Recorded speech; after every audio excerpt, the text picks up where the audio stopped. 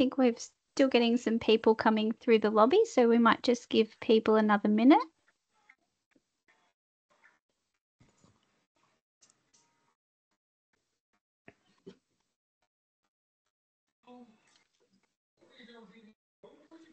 Oh, come and have a look.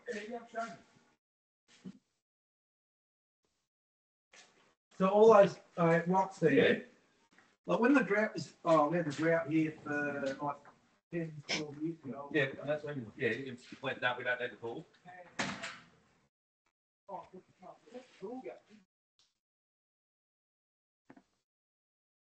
Okay, we might make a start now. Welcome, everybody. Thank you for joining us this evening. On behalf of Horsham Rural City Council, I'd just like to thank everybody for joining us this evening to hear more about the draft Horsham South Structure Plan. Before we do make a start, the Horsham Rural City Council acknowledges the 5 traditional owner groups of this land, the Wurgaya, the Wotjobaluk, the Jardwa, the Jardwa-Jali, and the Yapaguk. We recognise the ongoing and important place that all Indigenous people hold in our community, and we pay our respects to the elders, both past and present, and commit to working together in the spirit of mutual understanding and respect for the benefit of broader community and future generations.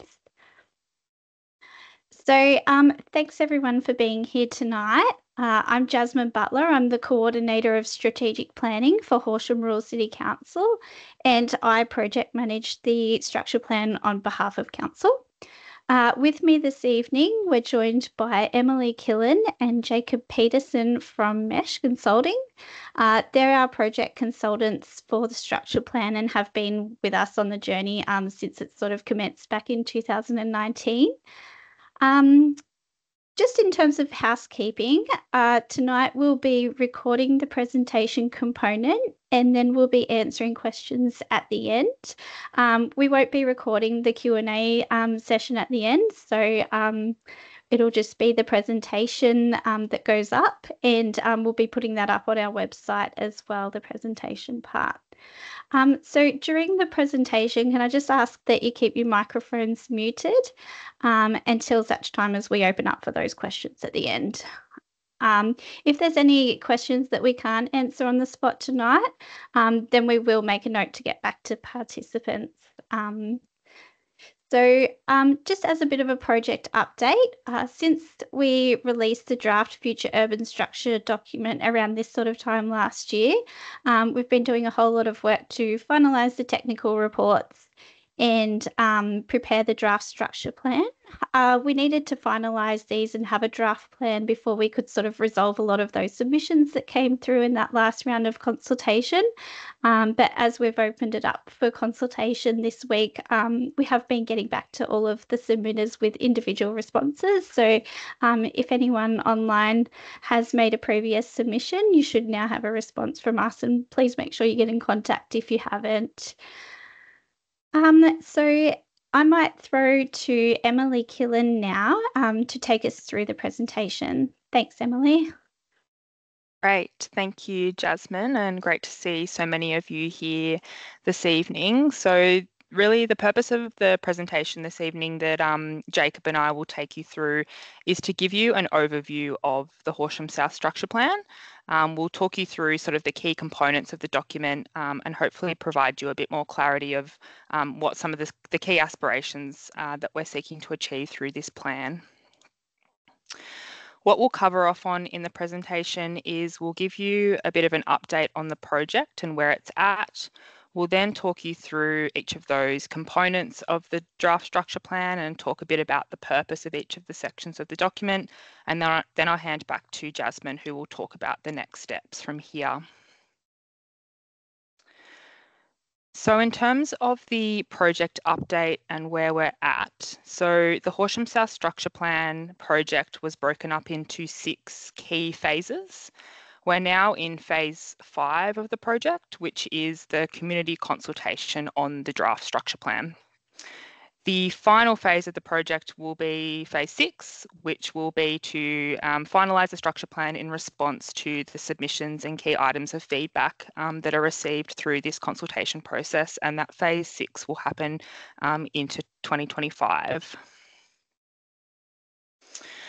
In terms of, I guess, what's happened since you were last invited to partake or participate in engagement on this project. So as Jasmine mentioned, the draft Future Urban Structure was released for community consultation earlier in the year. And there was a number of submissions that were received on that. So the Future Urban Structure was that overarching land use plan, which set the direction for anticipated change in Horsham South. And as a result of those submissions, we've updated the Future Urban Structure and now embedded it in a broader structure plan document. So this document sets out more information as to how that Future Urban Structure will be implemented through a number of strategies, objectives, as well as actions that are outlined in the Horsham South Structure Plan document. As Jasmine mentioned, there's also been further technical findings, which I'll talk about in a moment, that have informed this document that's now available for you to review. So we'll now step through the different parts of the structure plan document.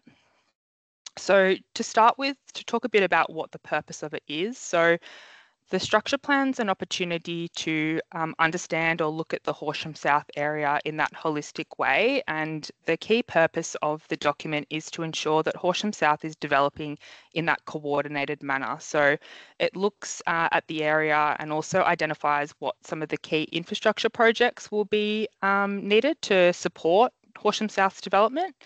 And also ensuring that all of that development that does take place is aligned to that single vision. The document also identifies areas where we're expecting more change to occur in terms of different densities in development, and it provides specific guidance around those, and I'll talk a bit about that a bit later in the presentation as to these locations where we're looking for that more coordinated development outcome. So the document contains 5 parts, and we'll talk through each of the parts now, but part 1 is the introduction and context. Part 2 really sets out the plan for Horsham South and where we're heading. Part 3 is that section around the coordinated development outcomes. Part 4 talks about infrastructure, and then there's an implementation section as well. So just in relation to the technical work that's informed the structure plan, there's been a number of consultants that have worked with MESH to provide more detailed technical information that we've used to feed into the structure plan. And I understand these reports are available on the council website for you to have a look at in more detail if you're interested. So we've got advice in relation to industrial land supply and demand. So that's informed the information within the structure plan around locations and placement of industrial land. We've had advice on contaminated land, so where there might need to be further work done in the future to understand contaminated land through planning permit processes. We've had ecology and ecology and habitat assessment, which essentially identifies where there's locations that we want to protect for those high quality biodiversity and ecology values. There's been a number of strategies prepared in relation to drainage, so looking at this area again in that holistic way and identifying where we can invest in drainage infrastructure to service these development areas at that broader level. In the same sense, there's also been work around servicing. There's been a bushfire risk assessment and also looking at traffic and transport analysis. So confirming the road network that we're identifying is really able to accommodate the vehicle movements, but also looking at other opportunities around public transport as well as shared path connections as well. So I'll step through each of the parts of the structure plan now. So the first one is the introduction and context section. So this section really, some of the key components of it is to introduce the study area, and you can see an image of that on the screen here as well. It outlines what the purpose of the structure plan is. It talks to some of the key regional and local contextual issues that are important to understand when planning for Horsham South. It talks to some of the key projects that council has underway, so some of those are related to the key industrial precincts within the Horsham South area at Burke Creek, as well as the Enterprise Estate. As an example, there's a number of other projects that are underway that the document talks to as well. It includes an overview of some of the key planning scheme policy, which is really important to understand as that guiding strategic policy that informs the area. And it also introduces the strategic directions or the themes, which we'll talk through in a moment as well. So the purpose of this section is to really give the reader that context to Horsham South, and so you can understand some of the key kind of drivers and policy directions that underpin the plan. The second part is called a plan for Horsham South, and this is really that section that talks about where we're heading and what's the vision that we want to achieve in Horsham South. So this section does that in a plan sense, so it introduces the future urban structure, which Jacob will talk to in a moment, but it also introduces the vision, which you can see on the screen here in those 4 different boxes. So this vision's been developed as a result of all of the consultation that's happened on this project to date. And it includes some sort of key characteristics that we've heard through those engagement processes. So the key theme around this coordinated development outcome, there's some sort of findings in there about ensuring that we're protecting some of those characteristics or natural and landscape characteristics of the area, particularly around those river environments. The Aboriginal cultural heritage significance was a key theme that has come through and is embedded into that vision. And then importantly, talking about the employment land and that being really a strength of Horsham South and making sure we're protecting the existing areas and also planning for new areas as well. So I'll hand over to Jacob now, who's going to talk through the future urban structure. Thanks, Evan. Thanks, Emily, and good evening, everyone. So we wanted to pull together a plan that really shows and embodies this vision that Emily was just talking about, and this plan has been evolving over the years and has evolved once again after the community's feedback. So before we dive into the layers, which goes into so much more detail than perhaps what was previously available, and we wanted to quickly run through some of the larger elements that have changed in the FUS since the last time you saw it. I will also caveat though that there's a lot of detail in the structure plan, so it is always going to be worthwhile if you're particularly interested in an area to read through the document and have a look at what it says specific to your site. So I'll try and capture as much of the big elements tonight as I go through the layers, but just keep that in mind. It's always going to be worthwhile to look at the detail. So probably the first element, and maybe Emily just click through the number of animations as we go through, is that we have modified the boundary of the small lifestyle residential area, just highlighted in red now on the screen. And that sort of was really largely regarding the ability to drain that site. So there's been a concerted effort to really rely on what's known as catchment A in terms of the drainage catchments.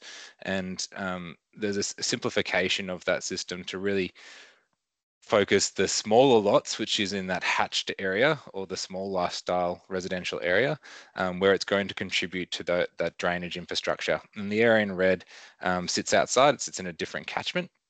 And the decision was to stick with larger lots there.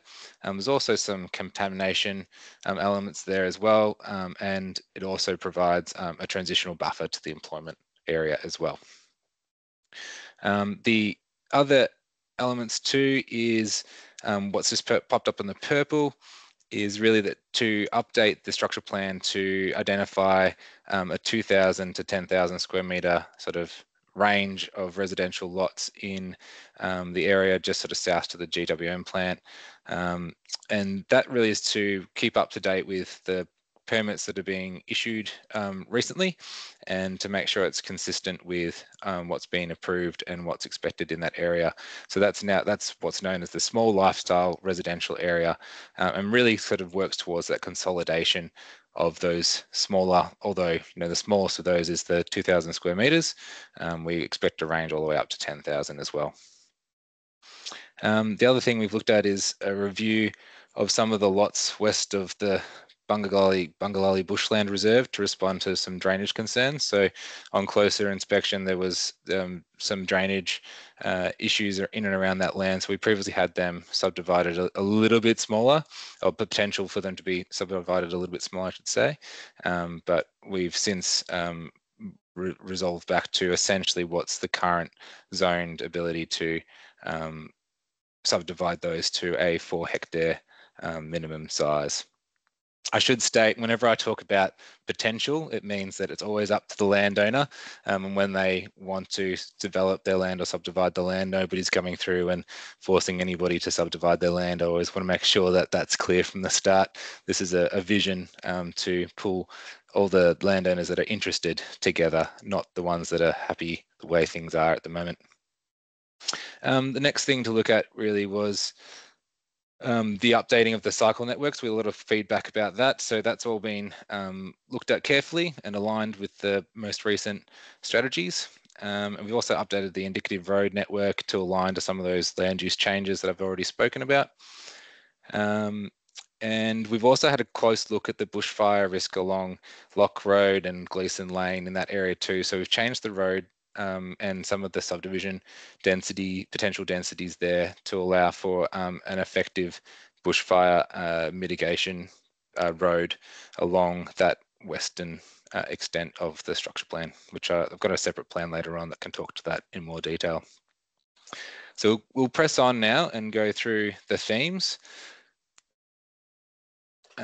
So really, as I go through these, there is always a subheading and overview of each of the themes in the structure plan document itself, and it then covers off on objectives and strategies, which provide essentially where we're trying to go and is the objectives, and the strategies are the things we're going to do to try and achieve those objectives. And then each section has a plan or an image that shows the desired outcome to help communicate that objective and strategies. Go to the next one.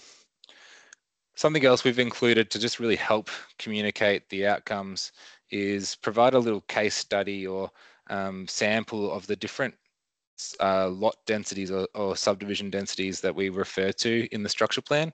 So it's as a bit of a guide, there's a page there that gives you some references to understand the different sizes. Because we noted through the consultation process, there was a little bit of not confusion, but it was a little bit difficult to understand exactly the kind of scale that we were talking about.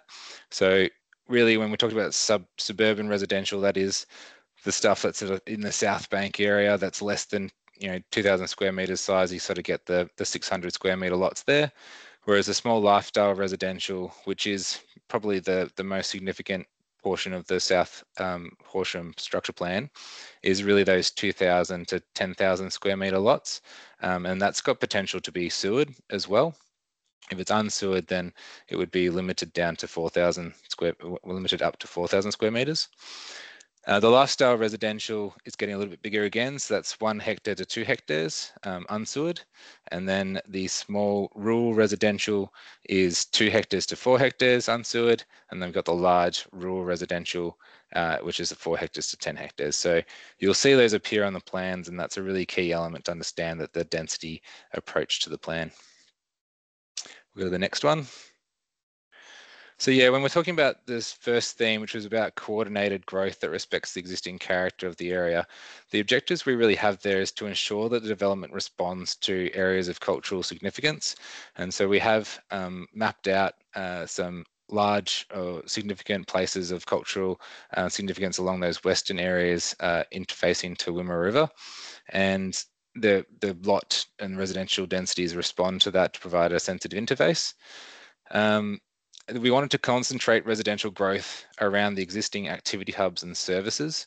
And that's been a theme from way back at the start, where the real sense of that coordination comes to really focusing increased lots and new dwellings in and around Haven Community Activity Precinct where it's possible. Obviously, understanding vegetation, understanding drainage limitations and other constraints, we really look for places where it made most sense to encourage or allow for residential development to occur. So that's really radiating from that one kilometre out from Haven Community Activity Precinct, and where possible, getting as close to that as possible. And obviously we have the Horsham Central Activity Districts to the north, and all the South Bank area and general residential area that's sort of essentially in the catchment of Horsham.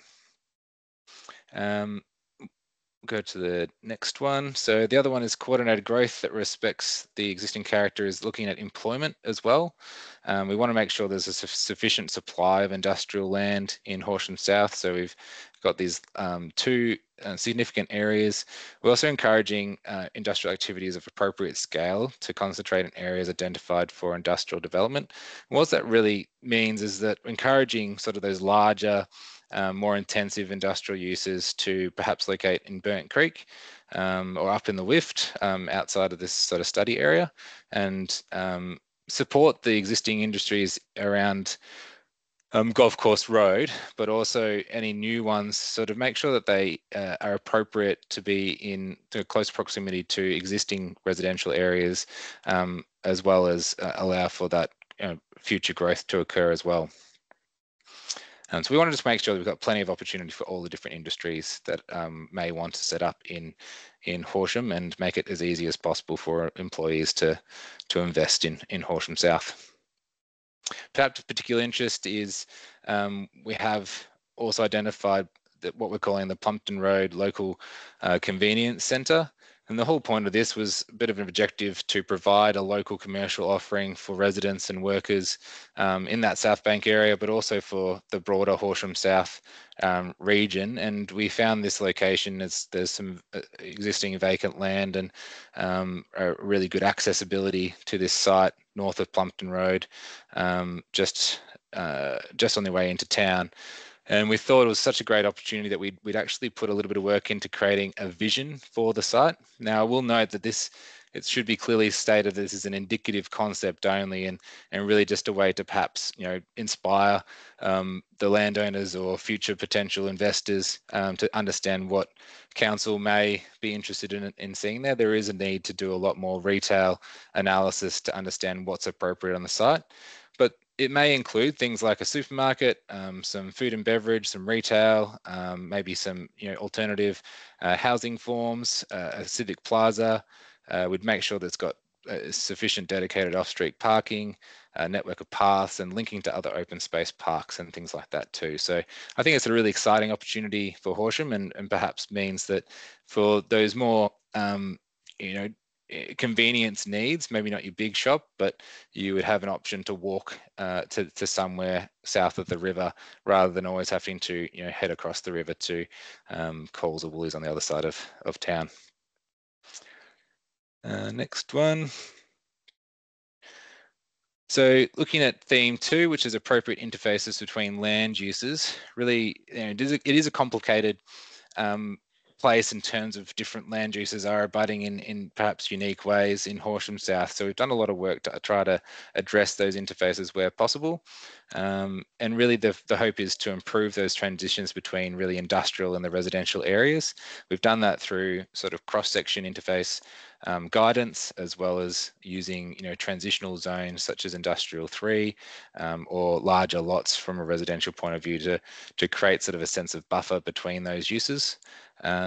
There's also a bit of effort into sort of conservation interface treatments to conservation areas and waterways, and that's through, again, cross sections and appropriate densities of land use. And the other thing too was, looking at those interfaces to farming land, making sure where possible there's a road interface, so we don't, or there's a significant decrease in residential densities, so it's not as much of an issue for farming activities to continue in a successful and feasible way as well. Probably lastly too is the bushfire perimeter road you'll see in that orange line on the plan at the moment. So that's out of the best practice response to just understand that there is a potential risk of bushfire from that particular direction, looking at prevailing winds. So we wanted to make sure that there's essentially an effective defence boundary around Horsham South for worst case scenario, which is really important that plans like this really factor that in. So we've got a plan in place. So that's what that orange line's seeking to achieve. Next one is sort of looking at theme 3, which is interconnected transport network that is continuous, safe and efficient, and really diving into road and public transport network. It's all about well-connected local roads throughout the study area and that they connect to the surrounds as well. So a lot of effort has gone into trying to improve the permeability of the network and make sure that as subdivision does occur, that we've got more through connections and ways for people to get around and not be trapped or stuck in loops or caught balls and things like that. We want to make sure that they are coordinated. So we've provided what's called a key local road network. And really that doesn't say that's every single road that's ever going to be built is shown here. We're just really identifying the roads that we think are important to provide that structural connection that may need multiple landowners to talk to each other to make sure it's delivered in an appropriate way. And really the result of that is to decrease congestion and improve safety and accessibility too. So next one. So we know Horsham is very well known for its trails and paths, and we want Horsham South to be an extension of that. So we've done a lot of work into mapping out and aligning to some of the work that's been done in the bicycle and shared path network strategy. So we've very much tied into that. That's the red and white dots plans on this map here. We've also gone a little bit further and identified potential shared paths that we've noted since the last time.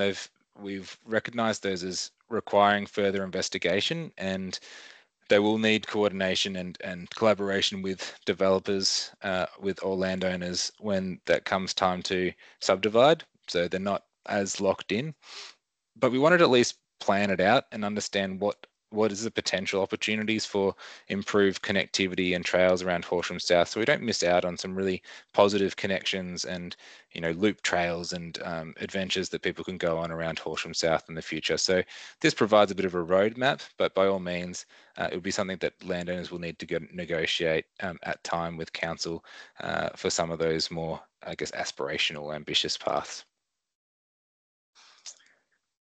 A key feature of this theme too is what we're calling the Haven to Wimmera corridor. You might previously have seen it as the amenity corridor, but we've really wanted to target as what it's trying to do, and it's pretty simple. We're trying to create a really clear and direct connection from Haven Community Activity Precinct and a school, and loop it up to the town and also the Wimmera and via the Wimmera River and the network that's already provided along it. Now this can take lots of different forms, and it's not one cross section fits all here. It really is going to form, go along road reserves at some points or beside the road reserves. It's also going to go through open space, linear reserves, and maybe along drainage corridors as well. So it takes a different form along its length. But what it's really trying to do is provide a dedicated bicycle and walking trail. It's going to also protect and, where possible, enhance biodiversity. So we've tried to link it up where there's existing large trees and vegetation. And it's going to be along the most desired route to try and get people over to the Wimmera River as quickly as possible and create a sense of a network that you can loop around. So we're really hoping that it will become essentially the path that people would use to get to the river, or most likely to get to school as well, ride their bikes and walk to school on a regular basis to Haven Primary School. Speaking about the primary school, so we do also have some objectives there to provide a local commercial offering potentially around the Horsham West and Haven Primary School area.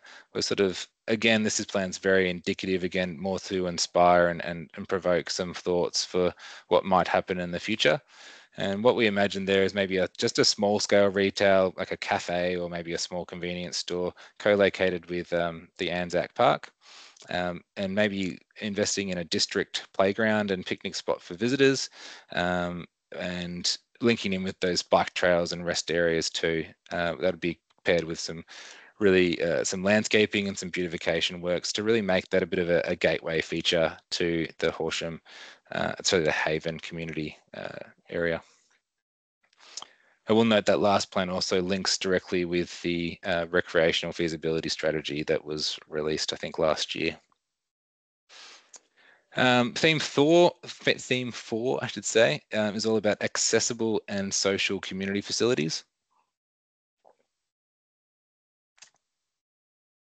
And that's all about trying to support the development and enhancement of community facilities and provisions of high quality open space. Also to look at social and community facilities and preserve areas of natural landscape as well. So you can sort of see in this plan there's a bit happening here. We do have those conservation areas to the west, sort of north of Horsham Golf Course, which we know is a significant Aboriginal cultural site. The areas are indicative and they will be needing to be refined as land is released for it. We've also have sort of the green asterisks spotted throughout. They are essentially meant to be areas where there's going to be new or upgraded park assets, and that's either going to be in an existing open space area next to perhaps a drainage reserve or a wetland, where we might look at seating, shelters, playground equipment, things like that. But they also may be located in new open space areas that are produced as part of the new development as well.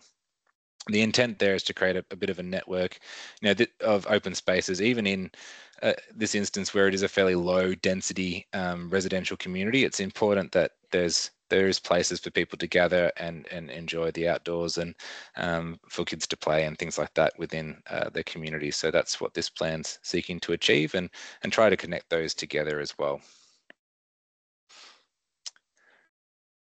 So theme 5, efficient use of existing and new services. And this is really where we get to the nitty gritty parts of how this is all going to actually function. You will see that the approach was really to ensure development leverages the existing infrastructure and to maximize efficiency and contributions to cost-effective service delivery. And what that really means is, rather than spreading out infrastructure and stretching it all the way out to provide for a low density area way too far, and essentially spreading that cost out over a large group of people in a large spatial area, it becomes quite expensive. So the intent is to rather consolidate sewer services and water and other services to those areas where we see the most value and the most access to existing community infrastructure, as well as to existing pipes and drainage and services that are under the ground. So the brown area here you'll see is shown as the sewer serviced area, and that lines up really closely with that 2,000 to 10,000 square metre area of potential residential development, and that's sort of where we're indicating that we're happy to see that potentially sewered in the future, and it's nice and consolidated is the intent there, rather than having it dispersed. And again, this is sort of what I touched on before. We've done quite a lot of studies into the catchment and drainage of Horsham South, and you're welcome to look at the background reports for this work. But just a high-level overview is to say that we've taken the same approach with drainage and really focused in on what you can see there as the light blue catchment, which is catchment A, which essentially travels from Haven Community Activity Precinct and via sort of Kenny Road down to Wimmera River. And we're sort of focused in on the drainage infrastructure required for that area to be successfully drained, and with the intent that residential development will collectively contribute to that infrastructure over time. And that will mean that it's nicely coordinated, and we can guarantee, or we can plan for it to be well serviced from a drainage point of view, effectively and efficiently over time.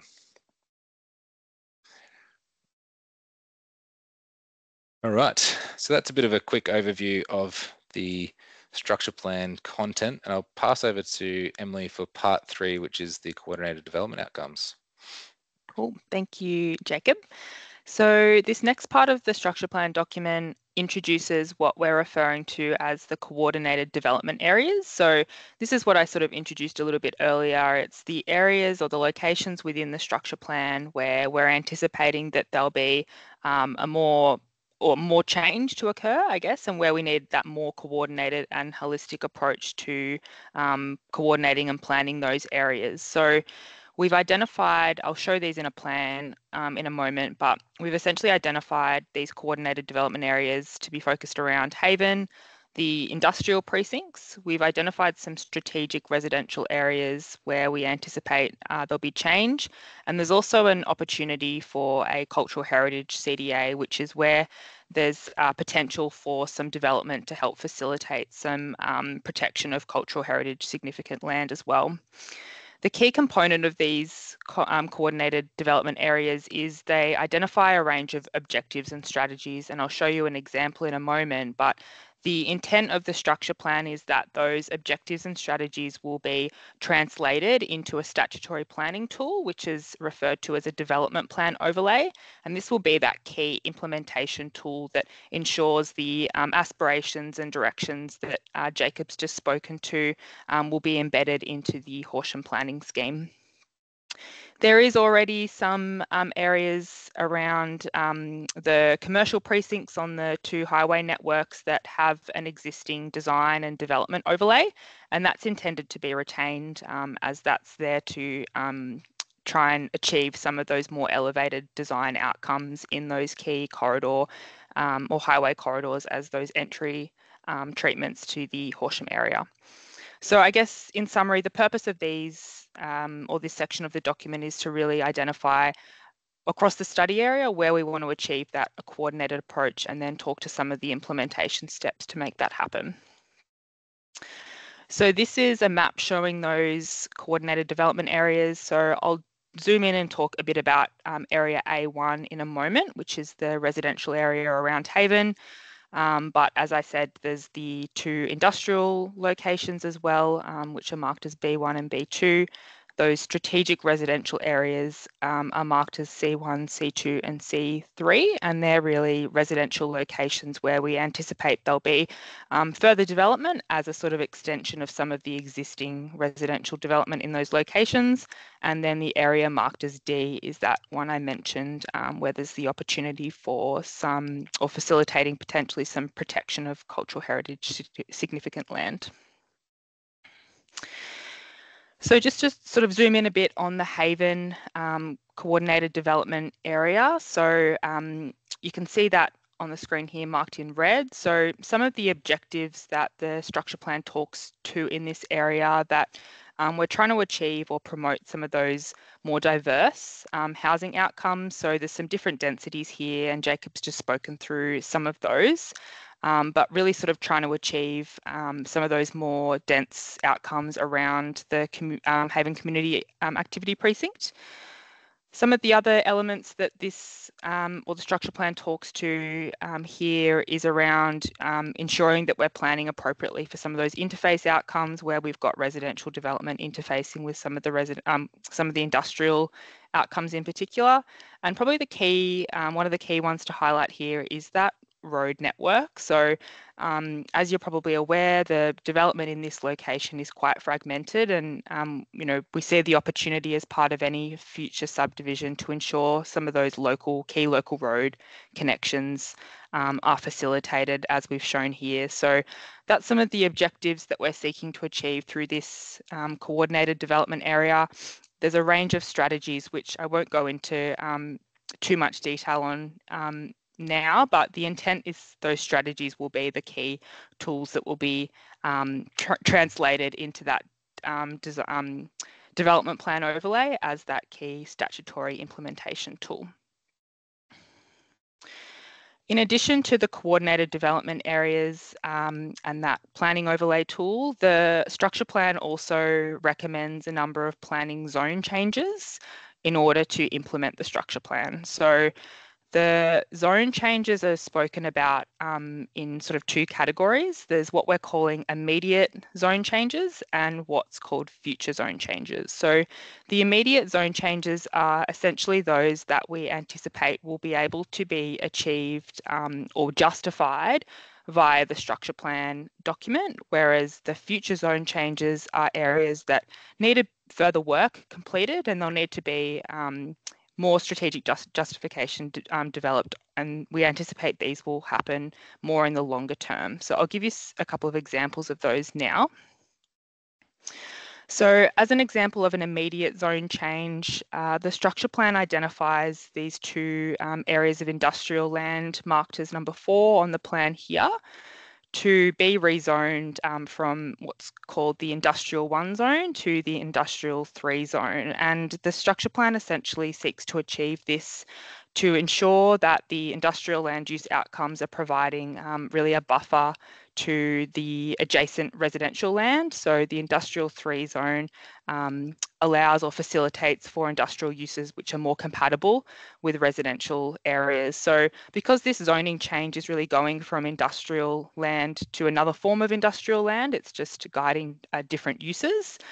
We anticipate that this is a zone change that could happen in the short term. An example of a future zone change is marked as number 8 on the plan here. So this area, the structure plan recommends to be rezoned from the farming zone to the rural living zone. However, we recognise that there will need to be more work done in order to justify this zoning change or this planning scheme amendment. So then the structure plan essentially lists a number of sort of preconditions that will need to be carried out in order to demonstrate that that land is suitable to be rezoned for residential development. The next part of the structure plan that I'll talk through now is the section on infrastructure. So the structure plan essentially, sets that land use direction and those key change areas, but it also outlines what the key infrastructure projects will be in order to support and facilitate that development. So there's a number of different sort of infrastructure types that the structure plan talks to. There's shared infrastructure projects, which are those items that may service the entire site area or be shared across a number of land holdings. So that, for instance, could be a drainage basin, which is servicing a number of different land holdings. There's local infrastructure, which is more so those items that might be delivered on a site-by-site basis as part of developers as per subdivision processes. And then there's regional infrastructure, which is really the recreation facilities that the council's planning to develop in Haven. So this plan just shows the kind of key infrastructure projects that we anticipate will be delivered as part of the structure plan process. So these projects are sort of broken into all of the different categories around sort of intersection projects, drainage projects. There's also those shared path projects, which Jacob was talking to earlier. So this is a bit of a snapshot I guess, of the different projects. And then the structure plan also talks to how these are intended to be delivered and what category they fall in based on those categories that I just introduced in terms of whether they're those local projects that will be delivered by developers or more ones that will need to be, the costs will be shared. And the structure plan also talks to or recommends a mechanism to help the funding of those projects as well, which I'll talk to now. So one of the recommendations of the structure plan is that council considers the preparation of what's called a development contributions plan. So this is a tool that really, I guess, assists or is able to look at those shared infrastructure projects. And what the structure plan really does is it lists those. And then the DCP is an opportunity to provide more detail in terms of what the scope of those projects are, the design of those projects, and starts to cost them as well. So the preparation of a DCP tool is something that would, council would need to do as an action. There's more work involved in actually sort of refining the list of projects, refining the scope of them, doing those designs and doing those costs. But once that work's done, there's the opportunity to essentially define a levy, which then can be attributed as part of those development processes. So it's that way, I guess, to trigger payments from some of those developments to contribute to some of those shared projects. So for instance, if you have a drainage basin that multiple people are benefiting from or multiple developments are benefiting from, it's a way to cost that and ensure those costs are shared from those that are benefiting from it.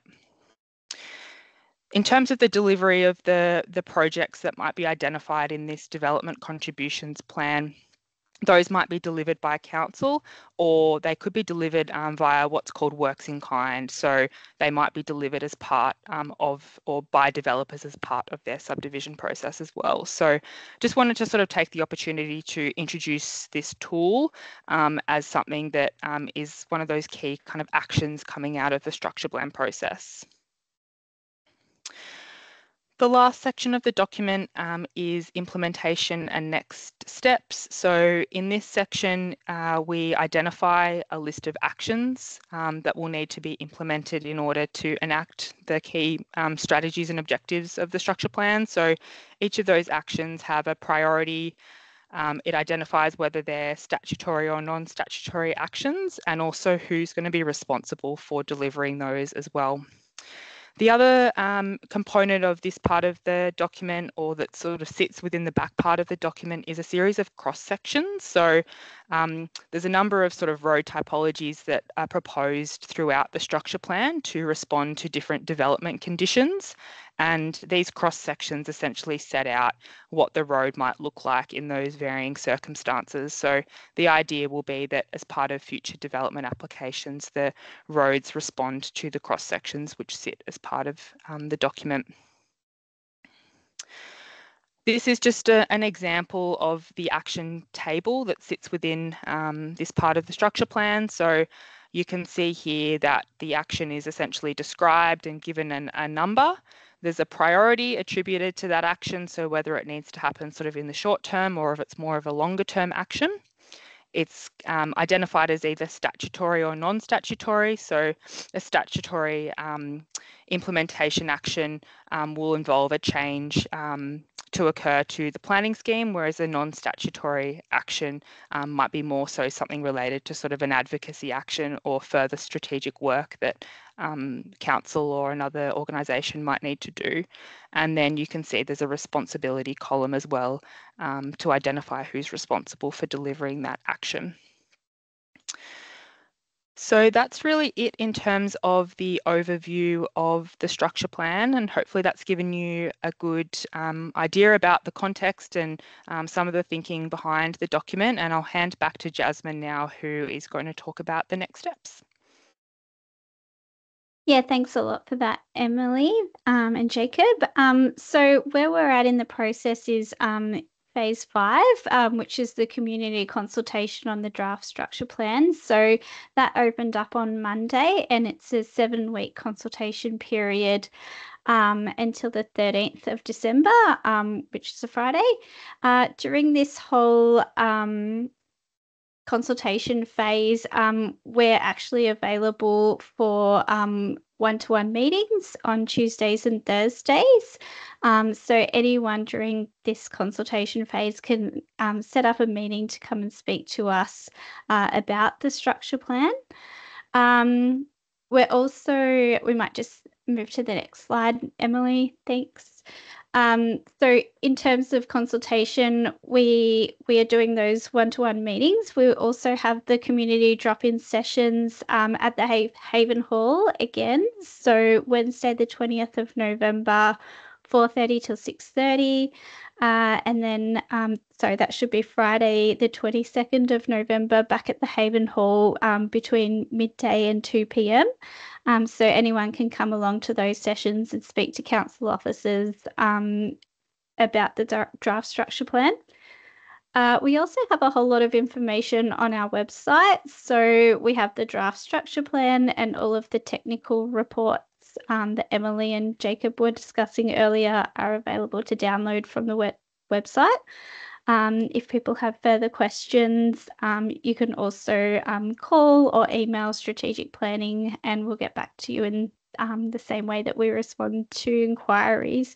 And I did mention earlier as well that anyone that made a submission during the last consultation period, we've now provided responses, individual responses to each of the issues that were raised in the submissions. So people should have those back now. In terms of the next steps, Following the consultation period, we'll be reviewing any submissions that we receive, and then we'll be looking to have a final structure plan in early 2025.